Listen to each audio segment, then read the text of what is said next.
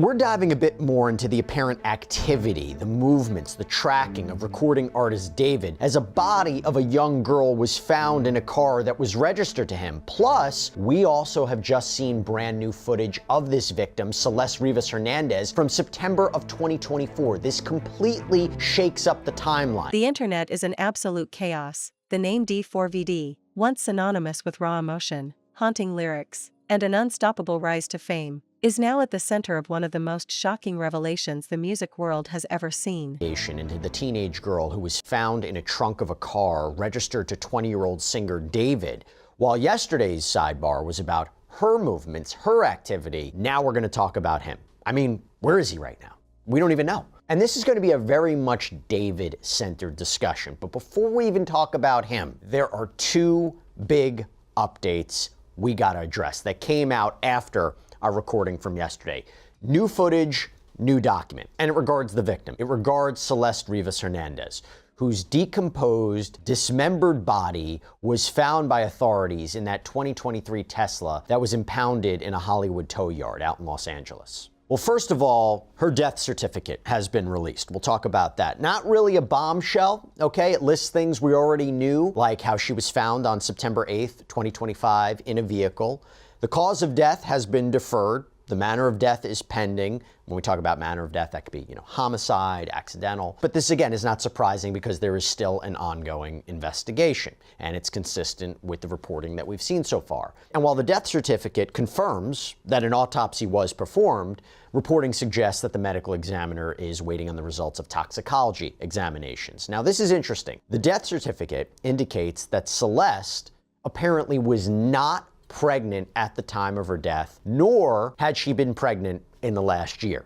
And this comes as there has been a lot of speculation about her relationship, her connection with David. So we're going to talk about him. We're going to talk about his movements. Before we do that, one more thing about Celeste, and this is big. So in our previous episode of Sidebar, we talked about how Celeste had reportedly run away in the past. And there were surveillance footage from March of 2024 that was released. It was taken from a local liquor shop in Lake Elsinore. She apparently lived nearby. That's about 75, 76 miles away from where her body was found in that Tesla. Now, that footage seemingly captured her walking and then jogging down a street. She turned the corner and she disappears from view. We thought this may be the last known footage of her before she vanished and ultimately was found in that Tesla this year. Turns out there is new footage. There is additional footage that we have to talk about. This came out after we did our recording yesterday. So TMZ obtained footage of what appears to be Celeste in September 2024. So that is different from the timeline that we had all understood, right? The one that we thought she went missing in April of 2024. In this footage that was captured on Nest camera on September 8th, 2024, and apparently provided by neighbors, it seemingly shows Celeste upset, arguing with people, reportedly over a prank that was pulled on her parents' home, potentially ding-dong ditch. TMZ reporting that racial slurs may even have been used during this altercation. And also, according to TMZ, a neighbor's boyfriend went over to Celeste's family home afterwards to say sorry, but Celeste's dad reportedly didn't seem to be too upset by the whole thing. Okay, the reason this is important, again, the reason this is key, is because it shows Celeste, or apparently shows Celeste, alive at Lake Elsinore in September of 2024 after she had disappeared, after she was missing, and apparently was on missing persons posters since April of 2024. Also, TMZ points out that September 8th, when this happened, is the day after her 14th birthday, and by the way, in a chilling twist, that is 1 year before she was found in that car. She was found in that car one day after she would have turned 15 years old. So not sure if police have obtained this video, not sure if police are using it in their investigation, not sure if they have questioned the people in this video. But look, if this video shows what it appears to show, that could be quite significant as we're tracking whatever she was up to, whatever her movements were, a timeline leading up to her death. But now you go back to David, real name David Anthony Burke, okay, this 20-year-old performer. What were his movements? What was his activity? Now, to be clear, authorities haven't identified him as a suspect. They haven't What started as quiet whispers across fan forums has erupted into a full-blown storm that's threatening to destroy everything he's built. For months, people had been speculating, searching for clues, piecing together strange details that didn't add up. And now, those whispers have become explosive truths, secrets from his past that no one saw coming have finally surfaced. And they're darker, more disturbing, and more personal than anyone could have imagined. Fans are stunned, the industry is silent, and D4vd's entire world is collapsing in real time.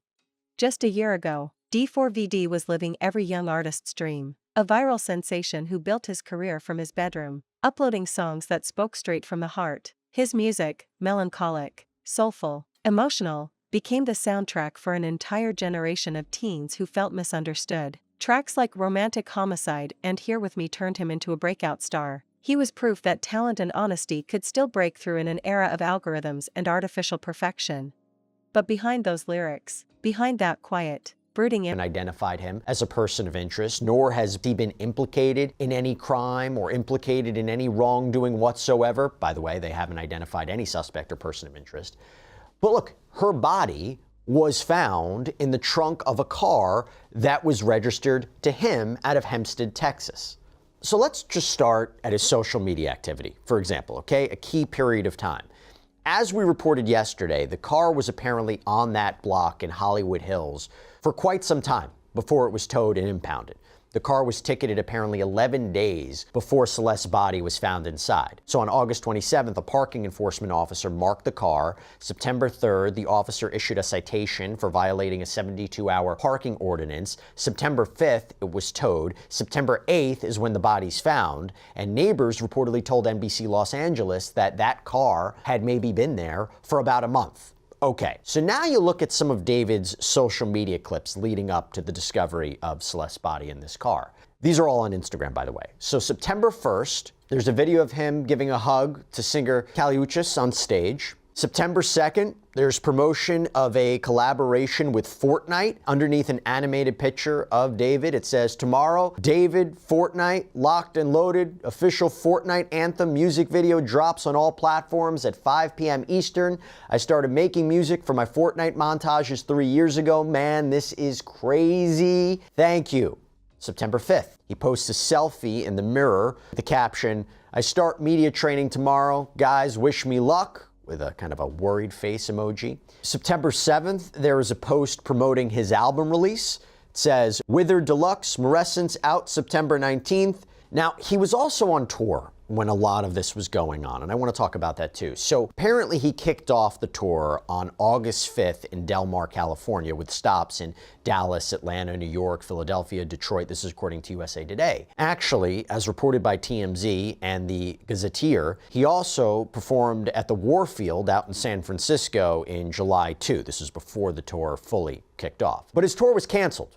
His tour was canceled before he was set to perform on Friday, September 19th in San Francisco, and out in Los Angeles on September 20th. And while an exact reason hadn't been disclosed, it did seem to coincide with this investigation into Celeste's death ramping up. He was also supposed to go, by the way, international. The tour had dates, at least 9 European tour dates, shows that were listed on Ticketmaster. There was one for October 1st in Norway. There was a scheduled Grammy Museum appearance in Los Angeles. That was pulled, too, from the venue's website. His label, Interscope, told TMZ that all promotion for David, including his deluxe album release, that was being paused. And I will say, this wasn't immediate, by the way. So when Los Angeles authorities found a body in this Tesla that was registered to him, before the body was positively identified as that of Celeste, he went on stage in Minneapolis. At this concert, he even handed out Labubus to the crowd. But TMZ reported that once Celeste was ID'd,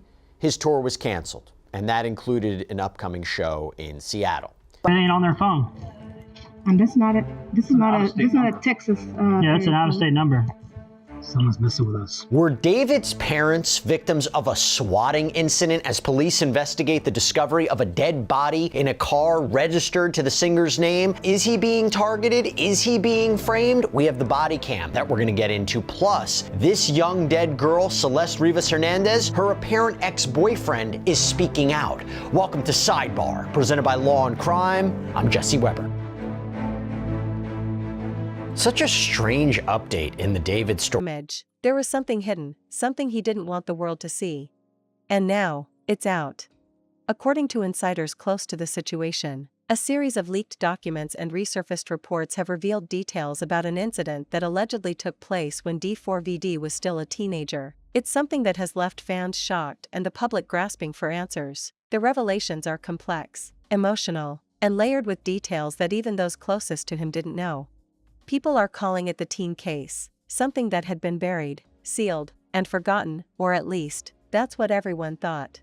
Now, those old secrets are coming back to life. The story started to break on social media, where anonymous accounts began dropping cryptic posts hinting at a hidden past. At first, no one believed it. Fans rushed to defend him. They called it lies, clickbait, another attempt to drag down a rising star. But as screenshots, files, and alleged statements began circulating, the conversation shifted.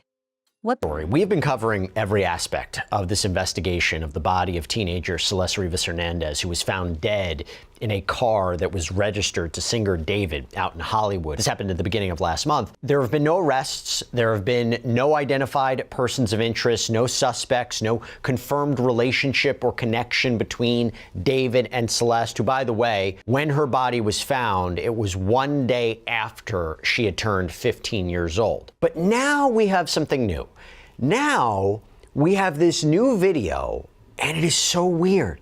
Not even sure if it's connected or ties into this case per se, maybe, but we're going to discuss it. So TMZ obtained police body cam footage, and this is from days after Celeste's body was found in that 2023 Tesla. And police show up to David's Hempstead, Texas family home. So we're talking September 18th, after Celeste was ID'd. And the Texas officers, they respond to this home, guns drawn, and they respond to a report of gunfire. I'll go out wide and keep you covered. You want to tap the door? Just wait for me, because I'm going to keep you covered. Go ahead. We got you covered. Come right here. There's too many windows. Here, knock on the door. Dude, we got a phone call from here saying that somebody was dead. What? Is there somebody else that lives on this property that has your address? What's your address? No. That's it. That's it. That's what actually got. We got an address. There was a gunshot and a woman scream. What? I'm serious. That's why we came up here like this, because and then they talked to the caller. Whoever they were talking to said that there's a person dead. No, sir. No, sir. So officers have guns drawn. They're ready, thinking someone might be dead. And there is just seemingly a lot of confusion by David's parents. They don't appear to have any idea what's going on. They close the door. So let's see what happens next. Ma'am, we got to figure out what's going on so we can leave, okay? Very advised. We made contact. They said nothing happened here. She shut the door. Now she's calling 911.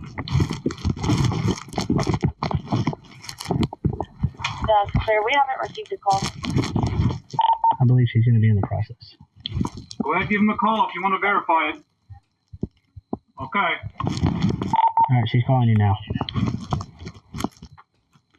There's more that went on. Can you repeat, sir? Broken traffic. Oh, that's not normal activity. If you were at the wrong address, they'd be concerned about somebody else. Like really? Like, you know what I mean? Like, they'd be trying to help. Can you send 1042, sir? Sorry to bother you, but somebody called and said there was something. I mean, there was a person that where they called on themselves. You know what I mean? It was like, hey, there's somebody dead. Someone's dead. Yeah. That's what we have. I mean, we have to take caution. You know what I mean? Wasn't trying to scare y'all. Just And if it was this house is way off the roadway. So you just opened the gate and came in? Yes, ma'am. I'll put it back. I have a gate just like it. I can get part of it in my country. Yeah, when it's something like this, when they say somebody's dead, their life matters more than, you know what I mean? I hear. I didn't damage your gate. I just opened it. And that is when there is a realization. Did someone just prank them? Are they the victims now of swatting? It ain't on their phone. And that's not it. This is not a Texas. Yeah, it's an out-of-state number. Someone's messing with us. But it would be pinged here though, because wherever they call from, it pings and sends it to dispatch. What the what? So like whenever you call 911, wherever you are, it sends like ping. It's ping So from that's how they know the address. And this address came up to this number? Yes, ma'am, that's where he was meeting. County to engine 42. So it says somebody on my property? Began as rumor is now an undeniable firestorm. And the silence from D4vd's camp only made things worse. 4 days. His team said nothing, no denials, no clarifications, just silence. And in the world of the internet, silence is the loudest sound of all. That's when the narrative changed. The hashtags exploded, fans demanded the truth, old clips and interviews resurfaced, now being watched under a darker lens. Every lyric, every line, every word he'd ever written suddenly sounded different. What once felt poetic now felt like confession. People started dissecting his songs, looking for signs that he had been hiding something in plain sight. Behind the scenes, sources say his team is in full crisis mode. Meetings, phone calls, damage control. They're reportedly working around the clock trying to get ahead of the narrative, to protect what's left of his image before the story completely takes him down. But the internet doesn't wait. And for D4vd, time is running out. Insiders claim that the going to have access to anything that the police have currently held. I mean, just like you said, looking for fingerprints or other evidence was taken. As long as that case is open, you're not going to be entitled to it, and it's not going to happen. Right. And if when the case is closed, then you're entitled to everything. Right. That's sitting there that law enforcement has, but you're not going to get that. So again, a private investigator cannot do anything to violate the law. Right. And so, I mean, finding evidence that may be crucial to this investigation, the smart thing would do is turn it over to law enforcement and not trying to covertly keep it uncovered, because you don't want to get caught up in doing something in an investigation that may cause crucial problems for law enforcement. You just don't do that. Appreciate that. Okay, so while I have you, I have to ask you about a few updates in this case, and it also helps with the timeline too. So on September 18th, the same day as that alleged swatting incident of David's parents' home in Texas, there were two dates, September 18th and I believe the 21st. This is around the time when property records show that David transferred deeds for 2 Texas homes into a trust under his mother's name. There was a second transfer that happened on September 22nd, not the 21st. And that's after LAPD had executed a search warrant on the LA home, again, where the Tesla was found.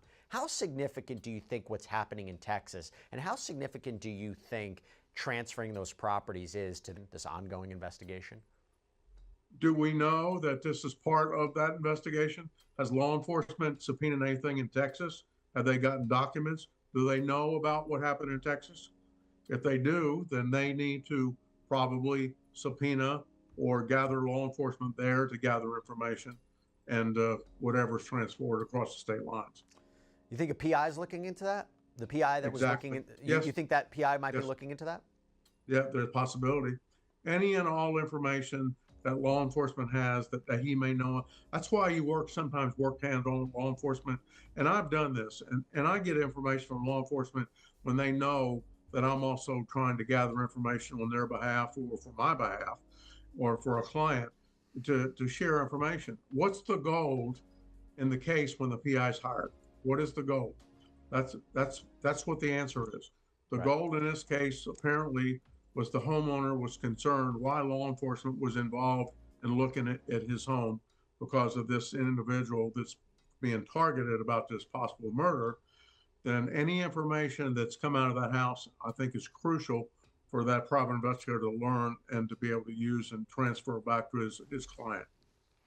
By the way, in case anybody didn't see it, the body cam footage that we obtained, it shows officers approaching this Texas house, David's parents' house, with guns drawn. They're expecting, a possible shooting. Remember, this is an alleged fake call to 911. And now this is an apparent swatting incident. Take a look.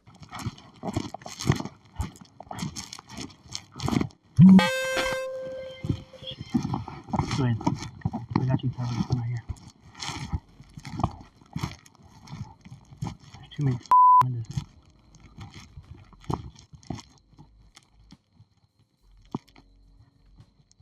Here, knock on the door.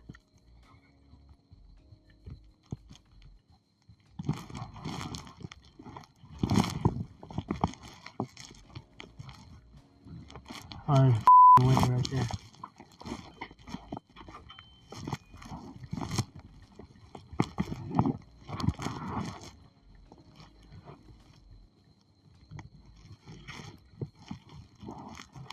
Yeah.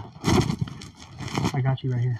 Revelations have not only shaken his fanbase but also caused major industry partners to reconsider their connections with him. Some brands are allegedly distancing themselves quietly. A few collaborations have reportedly been paused indefinitely. The same people who once called him the future of alternative pop are now scrambling to erase any trace of their involvement. This isn't just about a public image anymore, it's about survival. And those who've seen the documents say it's bad, really bad. The most shocking part is that these revelations come at the peak of his career. Just months ago, he was being hailed as one of the most promising young voices in music. Critics praised his authenticity, his vulnerability, his emotional depth. But now, those same qualities are being turned against him. People are asking whether his pain was real, or a mask for something else entirely. In the middle of all this chaos, sources say D4vd has gone completely quiet. No posts, no statements, no appearances, just silence. I put it in a trust as opposed to just, I don't know, selling the properties to his mom. Yeah, that's a great question. There's a belief in this country. I do this a lot. There's a belief in this country that if you just put your assets in a trust, they're somehow protected. And the truth is, the reality is, almost all trusts are breakable at some level. Even the most honorific offshore trusts, you see this all the time with offshore trusts in the Caribbean or offshore European trusts. You can eventually break those trusts. It's very hard. It's very expensive. So I suspect he sort of just said, let's just put it in a trust where it won't be immediately reachable. I don't know if it's a revocable trust, if it's an irrevocable trust. If it's a revocable trust, he can simply revoke the trust and take his assets back. It would take one sentence. He can just write, I hereby revoke the trust, sign his name, the assets go back to him. If it's an irrevocable trust, he can't do that because by definition, it's irrevocable. It can be undone by a court if it was fraudulent. But there's all kinds of tax implications for a revocable trust versus an irrevocable trust. I'm not sure why he did this, except I suspect this was sort of a basic low-level attempted asset protection that I don't think is going to provide much protection in the end. Right. I'm glad you clarified that. And by the way, let's just talk timeline real quick. Yeah. Any reason that this happened on the same day of the alleged swatting incident? Coincidence? Could it not even be connected to Celeste? Could it be, hey, if my family is now being targeted in some way, let's just go with that theory. My family's being targeted. Is there anything that this could do to help his family, protect him? I thought about that. My gut is telling me it's coincidental and it's just sort of an odd timing. There's one aspect to this that I don't know about yet, which is, has the family sent a demand letter? Has the family of Celeste, not David's family, has Celeste's family lawyered up? And have they sent a demand letter to David and his people? And if the answer is yes, that demand letter may have actually triggered some of this. That may be why the timing is what it was. And this also happened, our understanding, is the day after police got a warrant to search that rental property out in LA. Now, remember, that was a property that he had been renting reportedly $20,000 a month, gets out of it, breaks the lease, moves stuff out. Think that's any part of it?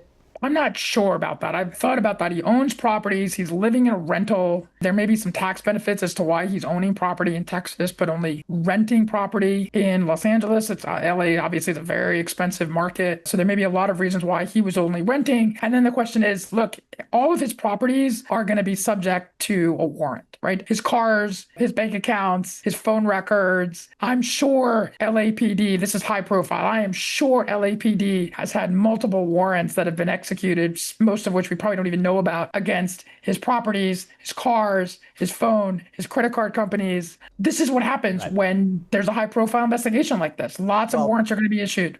Well, Texas is where the car, where Celeste's body inside, that's where it was registered. Significant when we think about what's going on here? Not really. It may end up being significant if, I'll give you an example. I don't know where she was killed. We don't know. We don't even have a cause of death yet. We know very little about this. Now, is it registered in Texas because he's from Texas and that's where his family's from? That's probably the case. That's my guess. But maybe there's more to it than that. I just don't think we know if the fact that it's a Texas registered car, but it's in LA, probably should have been registered in LA because I'm sure it was there for more than 30 days, which is what triggers registration. So I'm sure it was improperly registered in Texas, but I don't think that necessarily means anything. When you think about some of his recent moves, though, you wonder, is it all connected, right? So he hires celebrity attorney Blair Burke, moves out of the property that he was renting out in LA. Insiders describe him as emotionally broken, isolated, and terrified of what comes next. They say he's struggling to process everything, watching his life and career unravel faster than he can react. One close source reportedly said, "He hasn't stopped crying, he keeps saying his life is over." For someone who built an entire identity around expression, that silence speaks volumes. But the internet isn't forgiving. The backlash has been swift and brutal. Fans who once adored him are now turning their backs. Others are demanding answers, calling for accountability, trying to understand the truth beneath the chaos. His comment sections have turned into battlefields, half filled with people defending him, half filled with those who say the truth can't be ignored. Even his peers in the industry have started to distance themselves. Some have unfollowed him quietly, others have made vague posts about truth and integrity without naming names. The message is clear: nobody wants to be caught in the fallout. And while all of this unfolds publicly, behind closed doors, lawyers are reportedly involved, statements are being drafted, meetings with crisis management firms are happening. The situation has become so volatile that even his record label is said to be reevaluating its next steps. The question on everyone's mind now is, what happens next? Can D4vd recover from this? Can he rebuild his image? Or has the damage already gone too far? The truth is, once the internet turns against you, there's no easy way back. The same platforms that made him famous are now the ones tearing him apart. Every new rumor, every old post, every half-verified piece of information adds fuel to the fire. The pressure is unbearable. Those close to him say he's barely sleeping, that he's been avoiding calls, that he feels betrayed and cornered. He's said to be afraid of leaving his house, afraid of the cameras, afraid of what the world will say next. The boy who once sang about love, heartbreak, and loneliness is now living through a kind of pain no song could ever capture. And what makes it worse is that he knows, this might be it. The fame, the success, the love of millions, it's all slipping away, piece by piece. The internet has turned, and when that happens, it's rarely temporary. Right now, D4vd stands on the edge of an abyss, his career hanging by a thread, his reputation in ruins, his emotions shattered. The secrets of his past have come crashing into his present, and there's nowhere left to hide. People who've worked with him say they've never seen him this broken. He's reportedly been isolating himself completely, not answering calls from friends or industry peers. The confident, poetic young artist who once looked untouchable now looks lost, like the weight of his entire past has finally come crashing down. Some fans are pleading for compassion, saying he was just a teenager when these events took place and that people change. But others aren't so forgiving. They're demanding accountability, saying fame can't be used as a shield for what's being exposed. The debate online has turned vicious, a split between forgiveness and fury, between art and morality. The craziest part is that this could have all stayed buried. For years, no one dug deep enough, no one questioned his quiet, reclusive nature. But now, everything is coming undone at once. The music, the image, the legacy, all of it's crumbling under the weight of the truth. People close to him are saying he's terrified of what comes next, not just for his career, but for his future as a person. The label is reportedly considering putting him on a mental health hold, fearing that the pressure and backlash could push him too far. Those around him say he's walking a dangerous emotional edge right now, consumed by guilt, fear, and regret. Can D4vd survive this storm? Or has the truth finally caught up with him for good?